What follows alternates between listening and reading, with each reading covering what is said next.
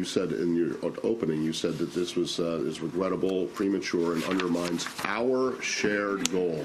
Whose shared goal? Who shares this goal other than the 13 other countries that voted with you?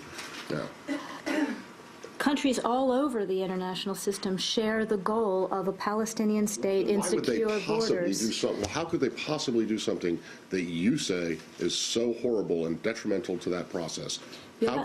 How can you still count on them as sharing this goal? You'll have to speak to them about why they made the decision that they made.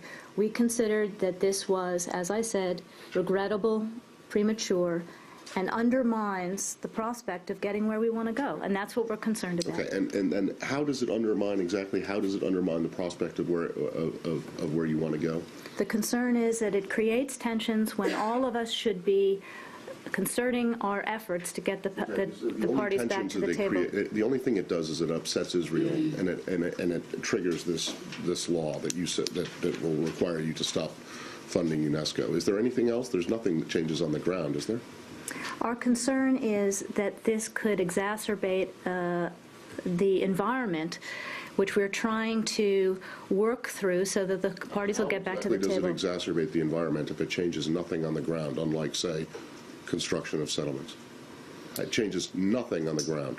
It gives the Palestine membership in UNESCO, which is a body that the U.S. was so unconcerned about for many years that it just wasn't even a member. Well, I think you know that this administration is committed to UNESCO, rejoined UNESCO, right. Wants to see UNESCO's work go forward. Actually, it was the last administration that rejoined UNESCO, not this one. But I need to have some kind of clarity on how this undermines the peace process, other than the fact that it upsets Israel. Again, we are trying to get both of these parties back to the table. That's what we've been doing all along. That was the basis for the president's speech in May, basis of the diplomacy that the quartet did through the summer, the basis of the statement that the quartet came out with in September. So in that context, we have been trying to improve the relationship between these parties, improve the environment between them, and we are concerned that we exacerbate tensions with this, and it makes it harder to get the parties back to the table. Since the talks broke off last September until today, how many times have they met together? With all your effort? How many times have the parties met? Yes. I think you know the answer to that question. Correct. It doesn't